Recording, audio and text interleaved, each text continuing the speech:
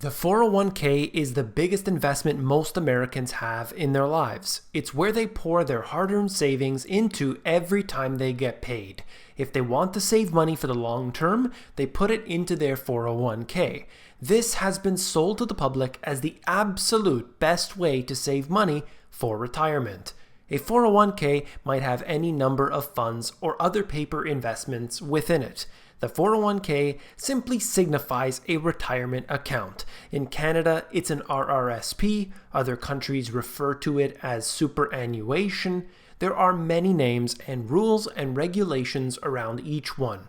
But for the purposes of this video, I will refer to retirement accounts as 401ks. But what is the purpose of a 401k exactly? To save money for when you're retired?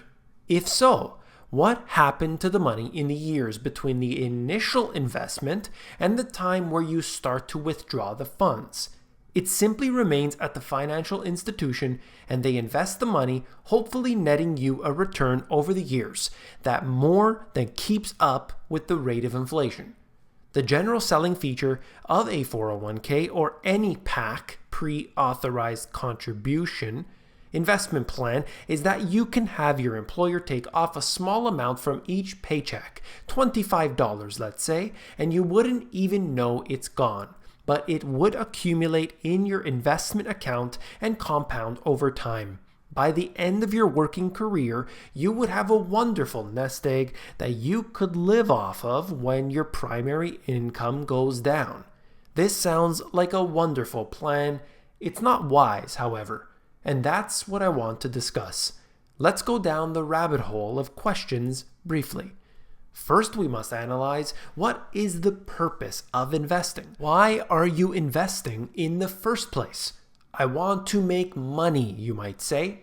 Why do we want money? Because we have bills to pay. What bills do we have to pay? Car, house, food, energy, etc. How much money do we need on a per month basis? Once you answer this question, the specific number here will tell us how much we need to have in income per month to pay off all of our expenses. Not the backwards logic of having a big pile of money sitting in investments that we cash in on a monthly basis. We want a stream of income paying off the expenses. It's important to have a paradigm shift about this very important factor. Chasing appreciation in assets is risky business. There is definite reward if you sell when the asset is higher than when you began, but relying on this alone is undeniably a gamble. You expect the asset to rise in value. History shows the asset will be worth more over a period of time, but how much will it be worth when you sell? That's the question nobody knows. In the meantime, you don't personally hold the asset and you achieve no benefit from it whatsoever. It's only at the moment you sell. Any asset is only worth what someone will pay for it at the exact moment you sell. With a 401k, there are countless hidden fees that are associated with managing these investments for you. They are not transparent. All you know is that you can find out what your current status is or how much money you have in these investments. You're essentially locked in anyway because of the tax implications, and companies know that you most likely won't sell until you are at least 60 years old, but more likely closer to 70 these days. So like any other Ponzi scheme, they just need to ensure most of the money remains with them at all times to remain solvent. If people start cashing in, the company will collapse. But that's besides the point. Understanding fees is crucial because while a management fee of 2% might not seem like a lot over the course of a few decades, this could mean the difference between being able to retire or not. There are companies out there who are very clear about their fees. They charge a flat rate and the fees are 1% or lower. I don't have any affiliation with any of these companies and I don't give financial advice, but please understand your fees if you have a 401k. Retirement accounts have a specific goal which we have outlined, but instead, the money which we have given to these corporations could have been put to productive use in those decades which we gave it up to them. As I discuss in the Money GPS, we need to follow the Money GPS formula, essentially having our assets pay our expenses. That's completely different than having a pile of cash or a 401k to cash in. Eventually, the money runs out. If you buy an income producing asset, you have a money printing machine.